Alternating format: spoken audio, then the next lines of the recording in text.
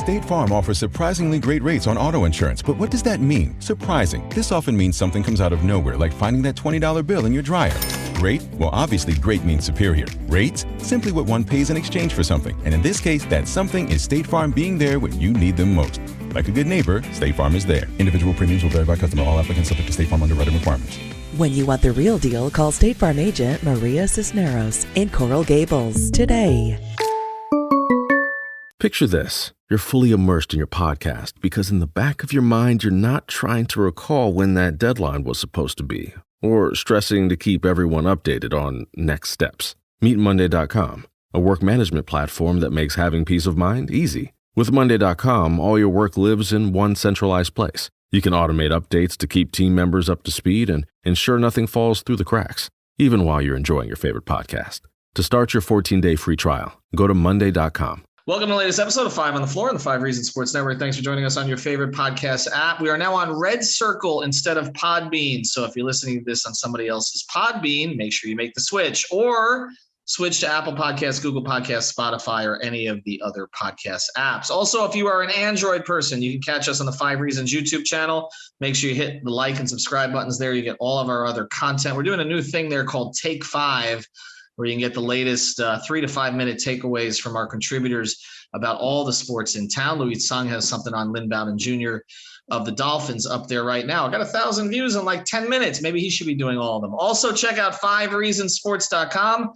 Spell that one out. You get the latest takeaways from Brady Hawk and others. And check out the great sponsors of the 5 Reasons Sports Network. You got a disaster? Everybody's got a disaster these days, right? You got to check out water cleanup. Water leak, can't find out where it's coming from. You're dealing with water or mold damage in your home or business. Reach out to Michael and the crew. It's funny, actually, the other day, one of the guys in our network, David Eversole, is like, oh, there's a water cleanup truck in my neighborhood. That's right, because they service the Tri-County area. You can reach Water Cleanup of Florida at 954-579-0356. They got more than 60 years of combined experience. They're there for you 24 hours a day, 365 days per year. I assume that includes the leap year. And again, they service Miami, Broward, and Palm Beach counties, even though they're based in Boca. Big Heat fans, reach out to Michael, Robert, and the team. You can call Michael on his personal cell at 954-579-0358. That's 954. Excuse me, I screwed that up again. 954-579-0356. Like the number Mario Chalmers used to wear. 954-579-0356. Reach out to Michael. Again, if you've got water damage, mold damage, water leaks, any of that kind of stuff, if you've got the schmutz, they got the guts. And now, today's episode. Down to Biscayne. Yeah. 5 on the floor, ride for my dogs. Where here's the thing, you can check the score. Hustle hard, couple scars, wearing bubble frogs. Just like Butler said, you in trouble, y'all. Kept the floor playing, got it all band. Y'all seen the block, stop with one hand. And Pat we trust, it's power, have the guts. We're here to bring the heat, y'all can hang it up.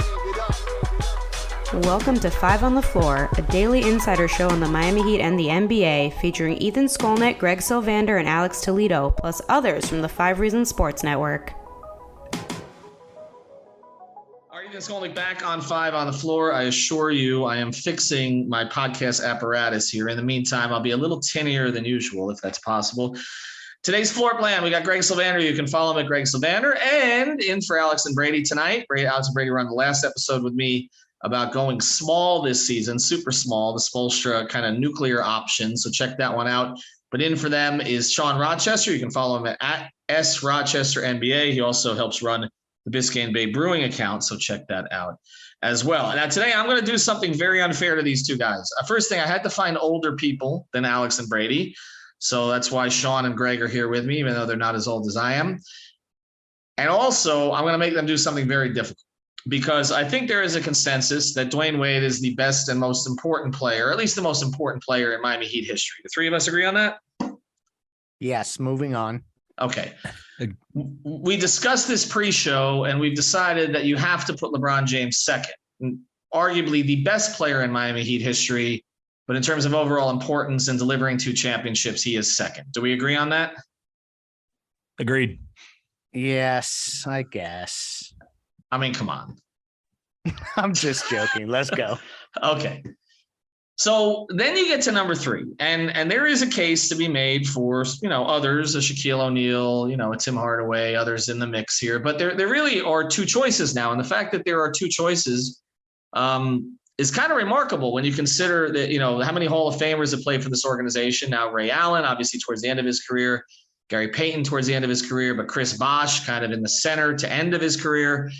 But really, this is a conversation about 2 people, and it's about Alonzo Mourning, who I know is dear to both of you and someone that I covered, the course of his entire Heat career, and Jimmy Butler, who's playing right now.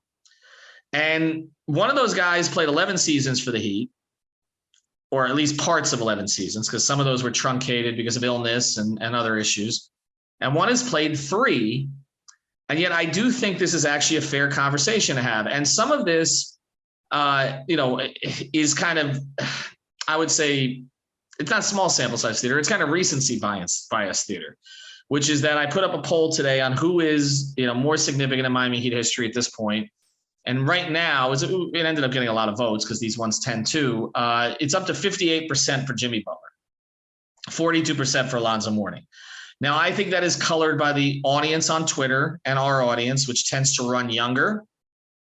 Most of our audience, if you even go back, like Brady, who's with us, was not alive for the best Zoe years. Because, right? I mean, Zoe got sick in 2000. That is 22 years ago. Brady is 19. Alex was but a wee child at that point. And so the most of our audience, which tends to be in that age bracket or slightly older, does not remember Zoe finishing second in MVP voting in 99, 2000, does not remember the significance of Pat Riley landing him for Glenn Rice and Khalid Reeves and other pieces to become the cornerstone of the franchise when Pat came in, does not remember the build around him, does not remember the Heat getting number 1 seeds with Alonzo Mourning. Or the fact that a team was put together before Zoe got sick in the summer of 2000 that probably would have contended for a championship. They just remember what Jimmy's done the past 3 years. That's not to disparage what Jimmy's done, but it is an interesting conversation, I think, at this point. So let's start it here. Sean, you brought a number to the table for their first 3 years in Miami. What is that number? Yeah, I wanted to make the sample size equal. Since Jimmy's been there 3 years, I looked at Zoe's first 3 years, and they both averaged 20.9 points per game in those first 3 seasons. Obviously, different stats are going to favor different people. Jimmy's not going to be the same rebounder. Jimmy's going to have more assists. Zoe's going to have more blocks. Jimmy's going to have more steals.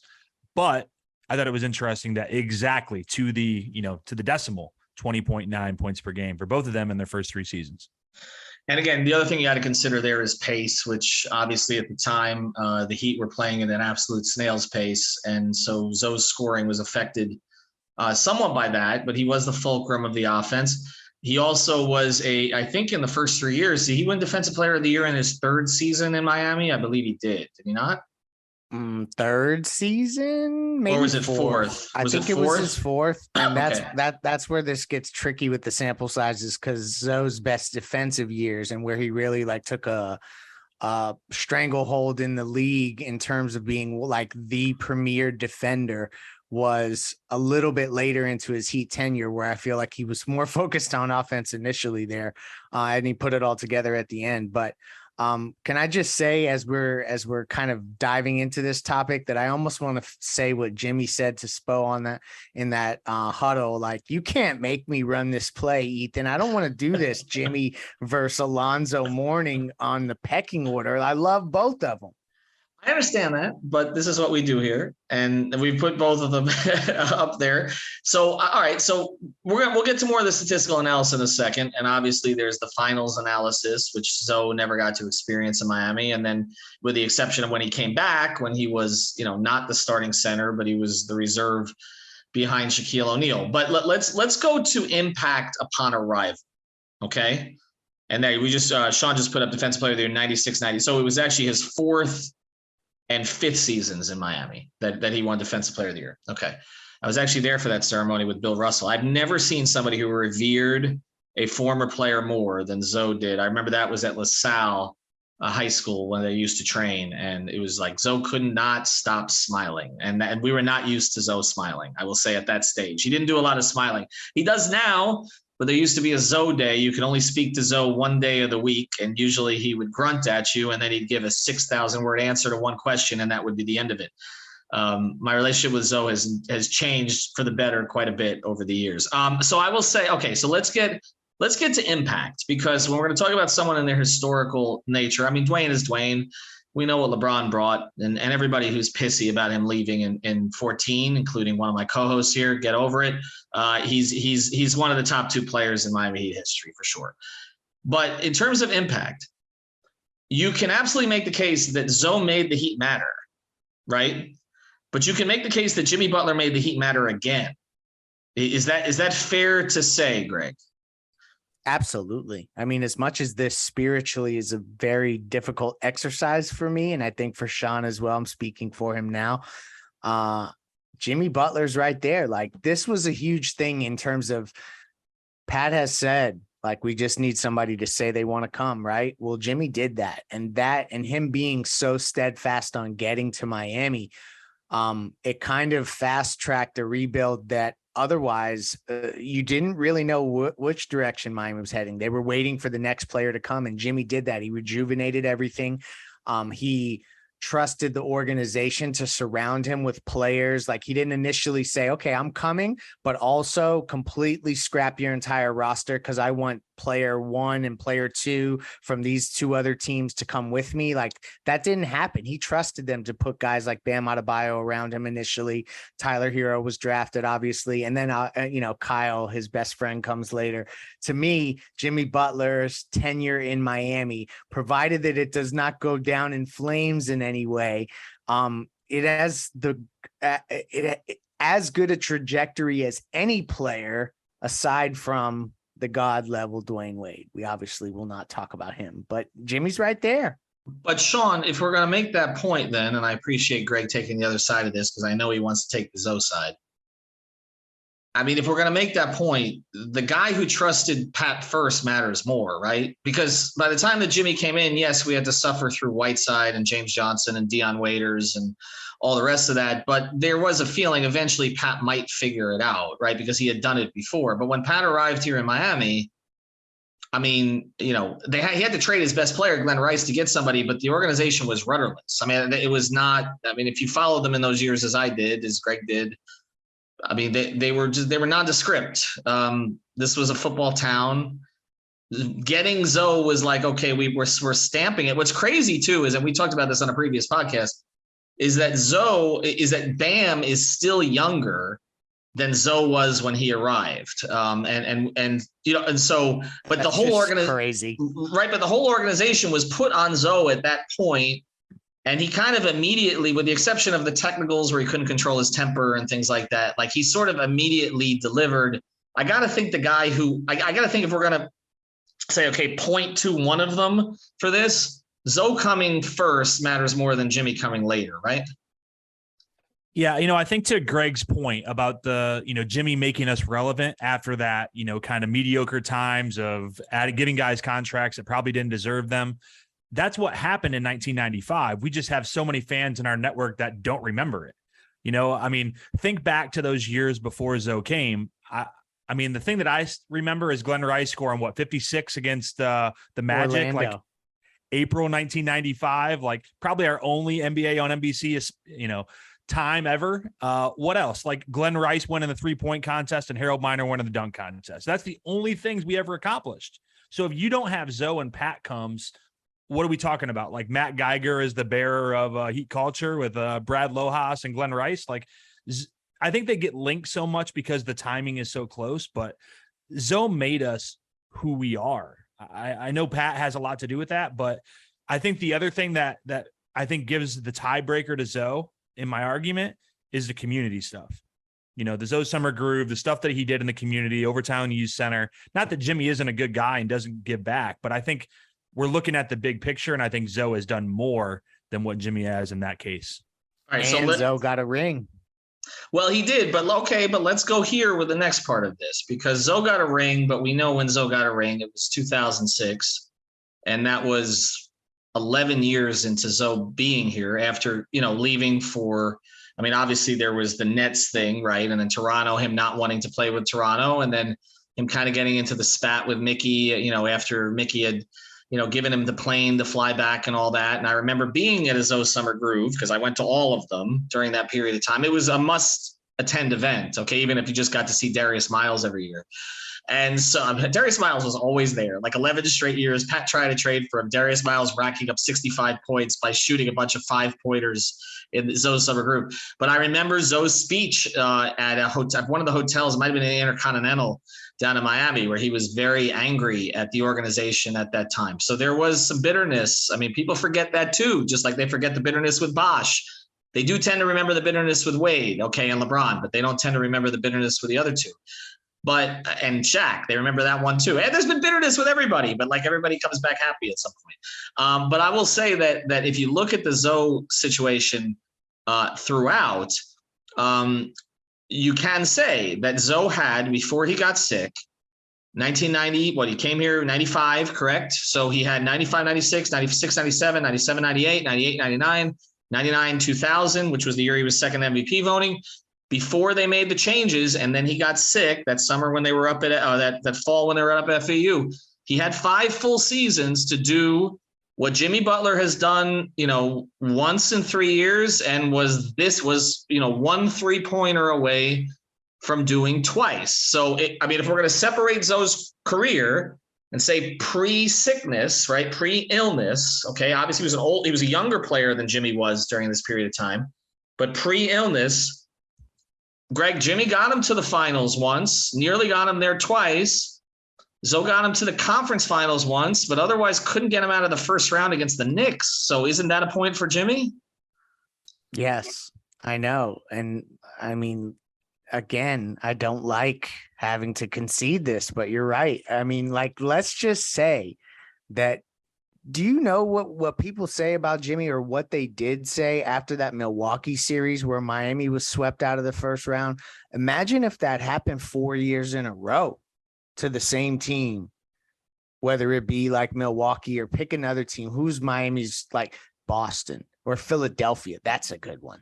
Let's just say that the Sixers eliminated the Heat 3 or 4 years consecutively on the Heat's home floor. I mean, how are we absorbing that in today's climate? So to me, this is where we start to edge Jimmy. I know that Alonzo was the torchbearer at the beginning, but we're talking about, it's a small sample size for Jimmy. He still has legacy to build in Miami, but for now, I feel like in the short amount of time he's been here, he's gotten to the place that Alonzo couldn't quite get them to. Sean, did Zoe have a better team in those 5 years than Jimmy's had in his 3? I'm talking about the first 5 before pre-illness, 95 to 2000. I think part of it, and I think Greg would agree with this, is that we look back on it so fondly that I want to say yes, but I don't know. I mean, I guess when you look at it, I mean, you got Hardaway, the Marley, the Bruce Bowens, PJ Brown, Mashburn, different style of basketball. But you know what? I think he probably did. And there's no doubt, like you've been talking about, Jimmy's done more on the floor with his team and for his team than what Zoe accomplished in those 5 years. Statistically, it's not even close. But Sean, okay, but Sean, let me challenge on this a little. Jimmy, now again, it was Zoe's 5th year, but Jimmy hasn't been second in MVP voting. True. Zoe was. I mean, you have to compare to peers, right? We're comparing pace, we're comparing all that. Zoe was legit. I traveled with that team. Zoe was a force. Like that, his 5th year with Miami, he was kind of at the peak of his powers before he got sick. And you know what? If you rewrite history, he went to 1 Eastern Conference Finals. We got beat 4-1 or 4-2 to the Bulls. Obviously, one of the greatest teams ever.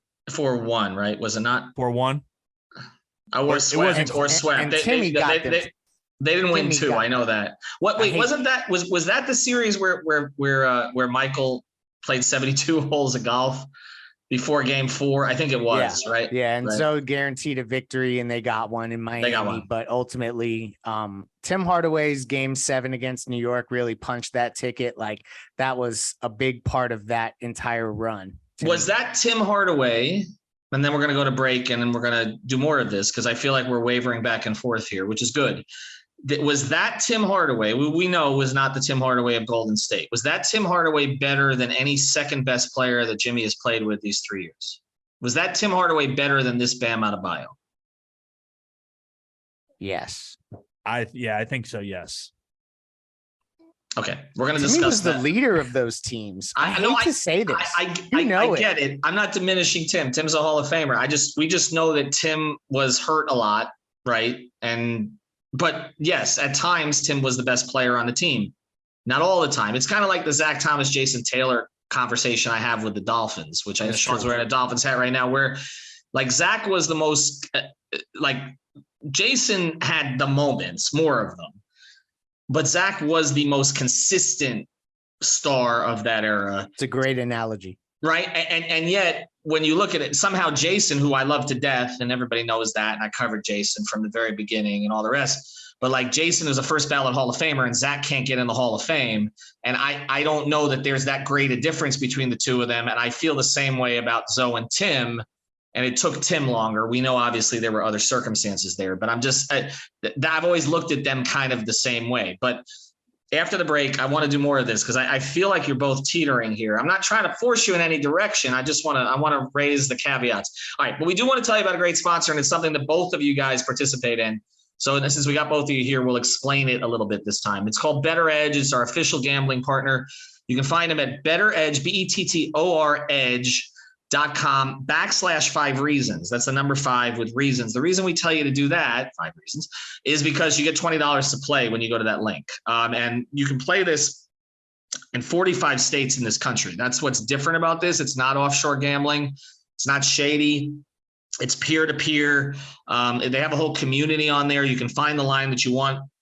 Sean has kind of been spearheading our effort over there, and we're going to be doing some tournaments with the NFL. That's all coming up this week, and also college football. We got a new show coming out called, I actually named this, Setting the Edge, which is going to be a weekly show that Sean, Tony Schwartz, and others are going to host. But just for example, just real quick here, Greg, just explain kind of what you did today, which makes you a complete degenerate, but you use Better Edge for this?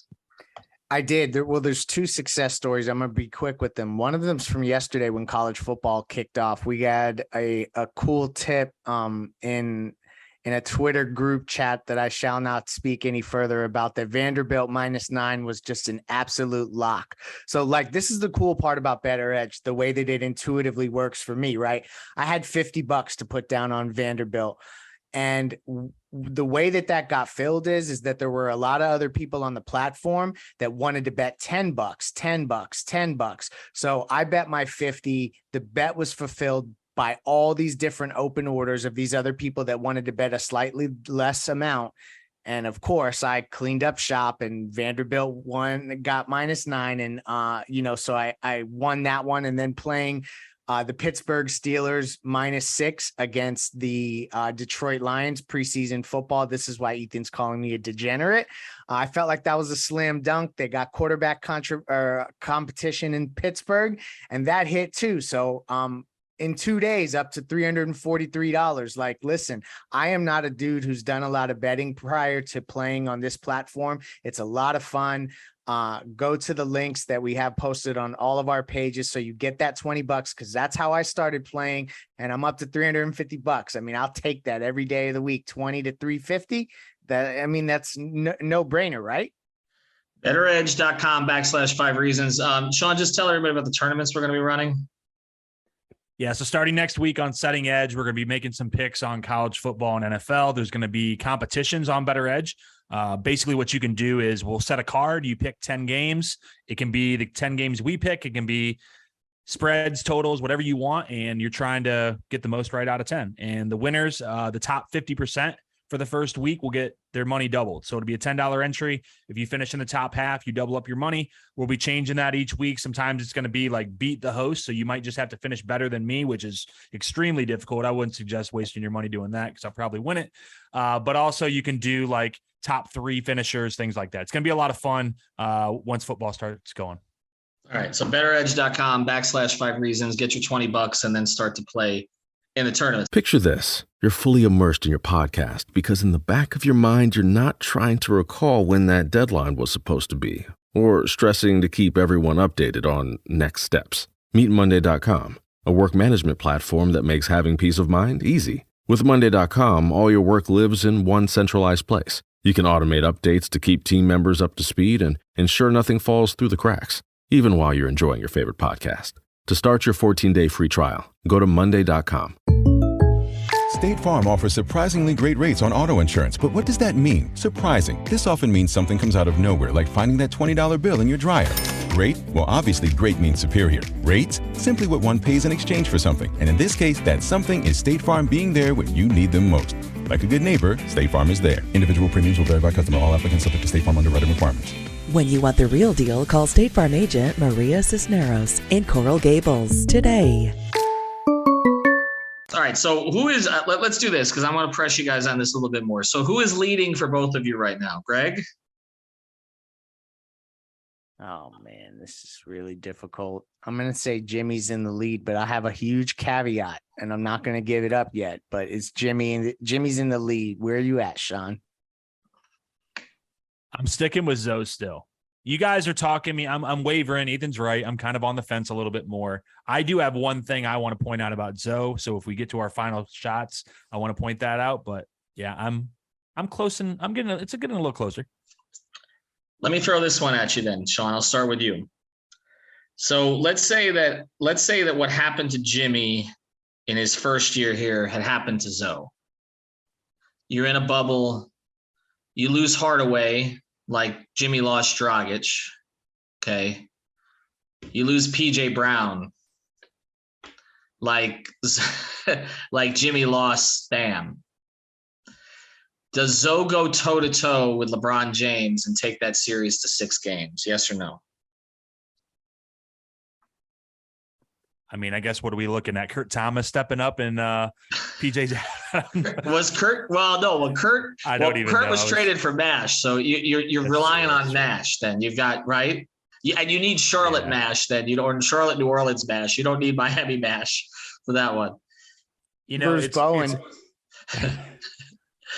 Anthony Carter. You can choose which of the backup point guards. It could be Crotty, Murdoch, Terry Porter, or Anthony Carter could be filling in there for Timmy. Just like you had to fill in for Dragic. We're losing our audience so fast not knowing these names. I know. They don't know who any of these people are. Well, AC's on the coaching staff and Crotty's at the booths. I hope they know those two. Terry Porter might be asking a little much for our audience, but go ahead. You know, different style of basketball on that day. It ran through the centers, but I don't think Zoe led that way. You know, he dominated games on defense. He dominated games through effort. He obviously could score the ball, but like he's not going to do what Jimmy did. Those like push on the back and carry us. I think Zoe really needed a Timmy or a Mash or whoever it was at that point. Listen, the night that Alonzo Mourning got in a fight with Larry Johnson on New York's home floor, I believe that was a game 4. And then that caused him to miss a game 5. There were like literally the conversation amongst Heat Nation was, is this guy a hothead to the point that he can't lead your franchise? That was a question that was asked. Mm-hmm. Since Jimmy Butler has came, he has been able to basically impose his will to the point that he can carry a team. And Alonzo, initially, they were worried whether he was going to be able to do that or not. I love Zoe. He figured it out in the end. The 06 stuff is absolutely legendary. He was possessed in game 6 of the Dallas series in 2006, and that kind of stuff will never go away. Jimmy, this is my caveat, and I'll end here with what I'm going to talk about on this podcast.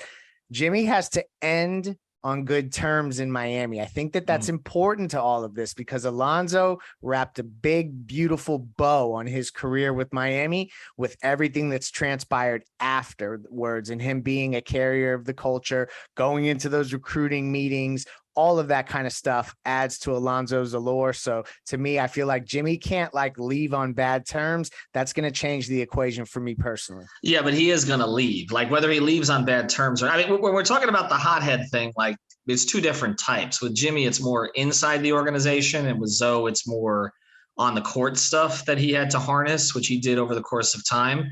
Him accepting a backup role to Shaquille O'Neal, somebody who had mocked him at times throughout his career, I think is something we don't talk about enough. Taking that role on, accepting the minutes and the importance of those minutes. And of course, if Zoe doesn't get hurt the next year, he probably plays for a couple more seasons in Miami. But I mean, none of us believe that Jimmy Butler is going to stay on as an ambassador of the organization. Like I don't. I mean, Jimmy's heading to the south of France or something else when he's done. He's not. I don't see Jimmy staying with the Heat organization or anybody else. I mean, he's trying to build $1 billion, coffee business right now. And he has never done the stuff in the Miami community through 3 years that Zoe has. I mean, that's not even close. I mean, most of what Jimmy still does is in Chicago. So I think what you're saying, Greg, is it just has to end on good terms, right? Like it's not that he's not going to replicate what Zoe is. I mean, he's not going to be. I mean, Pat will be 106 years old, okay, and attending games, okay, and Jimmy's not going to be sitting by his side. Zoe will, right? No, you're right. No, Jimmy's going to do his own thing. That's not what I meant. I meant more in that, like, if Jimmy were to demand a trade or something like that, and that's how this ends, it could put a little bit of a bruise on the era. But Zoe, I mean, it ended with New Jersey. I know. I mean, yeah. I mean, it's just that he came back. That's all. I mean, it just went worse in New Jersey and Toronto than it went here. So Jimmy demands a trade, then he comes back when he's 38 years old, 39 years old, and then he plays in a game 6, has a game at Zoe moment, and then we're all good. But if that doesn't happen, then it's an issue. And here's what obviously the longevity is a big part of this. We're talking 11 years, even if it was parts versus 3. But one of the things that would push me in Zoe's direction is that I don't know that Pat would have been able to implement the culture in Miami without Zoe. We used to joke about how basically when you interviewed Zoe, you were basically interviewing Pat. He constantly used his phrases like adversity introduces a man to himself, like over and over and over. Whereas Timmy would like take little pot shots at Pat. Zoe was basically, I mean, we called him a Pat parrot in a lot of ways. And, but he believed it. That's the thing. He wasn't saying it. And in an era where a lot of, stars or superstars, which Zoe was, I mean, you're second in MVP, you're a superstar, don't align with their coaches. The fact that Zoe aligned with the coach probably set the franchise up for the next 10 years in terms of Pat maintaining the credibility that he had in LA and New York. Yeah, and I think that goes into the John Thompson thing, the connection with Patrick, the Riley connection with Patrick Ewing, obviously.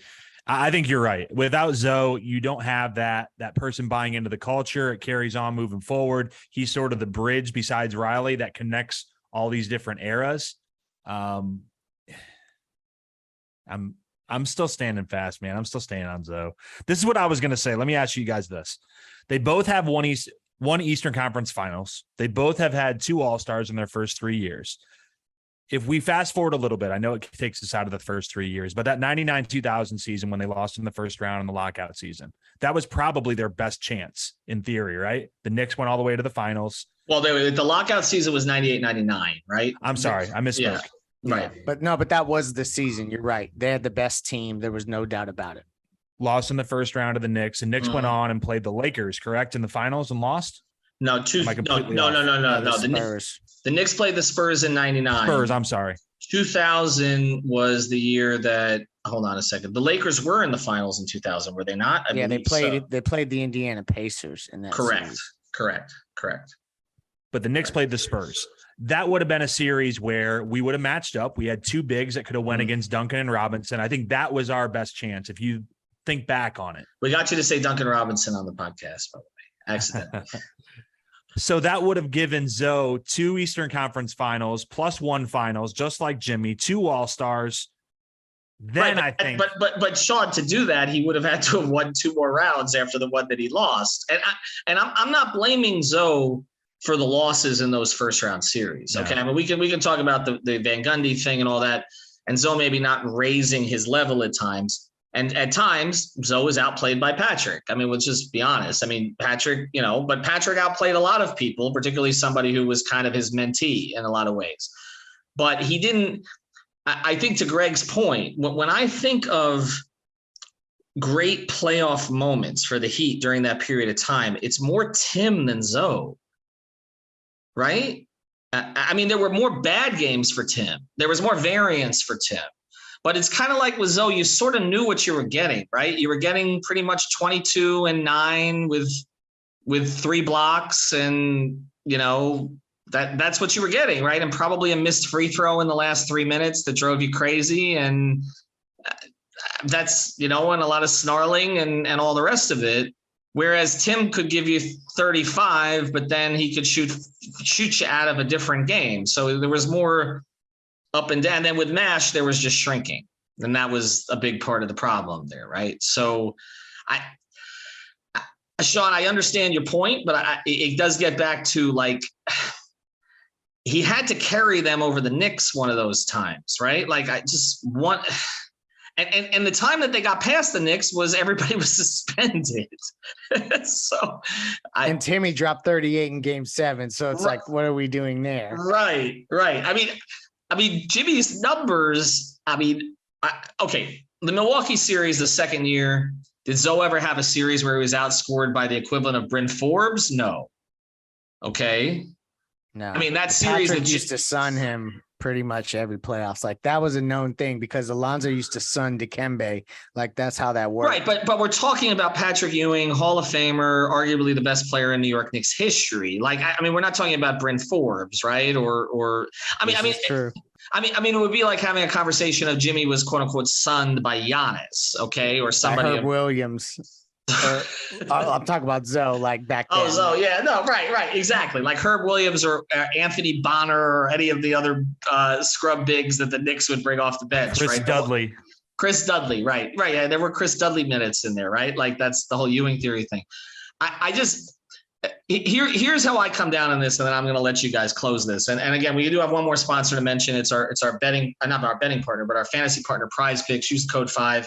FIVE, get your initial deposit matched up to $100 at Prize Picks, but make sure you're using the code 5 FIVE. You can download it from the Google Play Store or from the Apple App Store, or just get it at prizepicks.com. All right, so here's where I am on this, okay? I think that Jimmy is on the trajectory to pass, though. That's where I'm at. I think their first 3 years, the fact that Zoe established a footprint here and made the franchise matter is more significant than what Jimmy has accomplished in these 3 years, even though Jimmy took a team to the finals and right close to the finals 2 out of the 3 years and then played at an obscene level for 2 of those 3 years. I think Zoe's consistency and longevity, coming back, repairing things, taking the role behind Shaq, becoming sort of the standard bearer for the franchise, and then staying, Zoe is a more significant figure in Heat history. But I will say this, Jimmy's not far off. I feel like at this point, if Jimmy can do it now with what is, we talk about a running it back cast, but it's going to be a cast that's going to require him to play differently. Perhaps, we've talked a lot of episodes about him having to play the 4 and all that. I think at that point you can make the case for Jimmy, but I do have in the back of my mind what Greg is saying, that I feel like it may not end up ending well.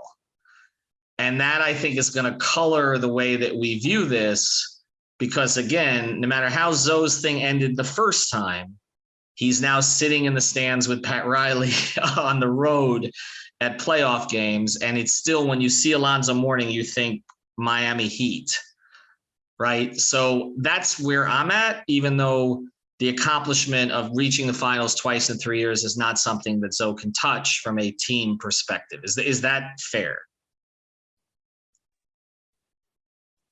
I don't know. Don't both answer at once.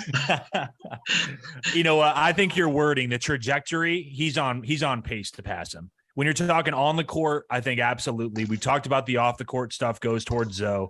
But if you look back in 5 years or in 3 more years, when it's 5 years later, I think it's a good argument. I'm going to stay with Zoe just because I'm going to be loyal and I don't want to get a text message or a call in the next couple of days from this. But I'll let Greg go on his side. Yeah, I'm gonna live dangerously, and I'm gonna say that for now, I project that Jimmy Butler will you're like the CNN election room at there you go. The midterms. But that's as far as I'll go right now. I think I'm projecting a Jimmy Butler victory. Let me ask you this, and we'll close with this. Is the Jimmy Butler era going to end better than LeBron James era ended? because that colors how we talk about LeBron. Because look, if LeBron stays 2 or 3 more years and wins another championship, with all love and respect for Dwayne Wade, LeBron James is probably considered the best player in franchise history. Is that fair? If he stays, I don't want to talk about that. No, I'm just saying, is that fair? If LeBron, I guess it's kind of fair, but it's making me feel uncomfortable. I think even Dwayne would agree with that. Sean, is that fair? If LeBron had stayed for 2 or 3 more years, let him put Lowry or Gasol or any of the other players they were trying to put around him at that time, not Josh McRoberts and, washed up Danny Granger. If Pat had fixed the thing within 2 years, got another title, and then they leave on good terms, or I'm not going to say LeBron was still there, but let's just say he stayed longer, one more, would it be fair to say that LeBron, Pat, because Dwayne probably doesn't leave then too. So that's the other thing. There's dominoes that fall here, right? But would it be fair that LeBron would be perceived as the best player in not he is the best player. Let's just be honest. Okay. But he's one of the 2 best players of all time, but the player that we associate most with the Miami Heat. Yeah, that's tough. And I think if you ask anybody outside of Miami Heat fandom, they would answer LeBron James, as the best player, like you keep alluding to. But we have that, Dwayne is ours. We don't want to let go of him. Well, he's Utah's that's what we're doing. Yeah. Well, you know what? I think in your scenario where you project it forward, Greg's shooting me dirty looks here. People can't see this. I think I would agree with you. I think, it's definitely closer than it is, because right now I think we would all put Dwayne number 1. If he would have stayed, leaves on good terms, wins another title, maybe an MVP, you might have to give the edge. But I know I don't want to say it. Greg doesn't want to say it. So number 1, Dwayne, number 2, LeBron, and we are in agreement that Zoe is still 3, but Jimmy is 4th and with a bullet. Is that fair? That is fair. Okay. And then 5th is who? Shaq or Timmy or Chris? Isn't that the conversation? UD. We'll go with UD. I like that one. I like that one a lot. All right. Thanks to Sean. Thanks to Greg. Zoe's not going to be angry at any of us now, right? No, we're good. We're good. I think we cleared the bar here. Jimmy doesn't care. I know that. Jimmy doesn't care. Jimmy is good. I'm telling you, once Jimmy's done with basketball, I asked him about playing until 40. He laughed at me. I thought he was going to kill me. Jimmy's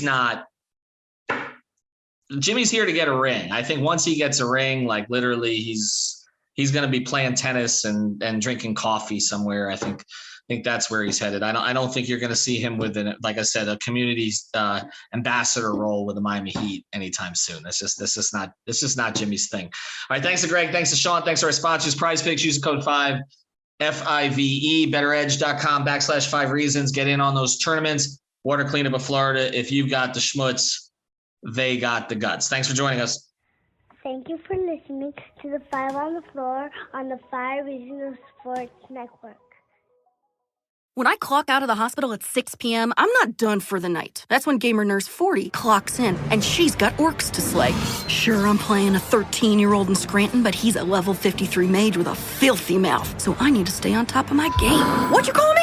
That's when I crack open a Heineken 0.0. Zero alcohol, but just as refreshing. So I can focus on stealing his gold before his mom tells him it's bedtime. Take that, kids. Heineken 0.0. 0.0% alcohol. Now you can. Must be 21 plus to purchase. Enjoy responsibly.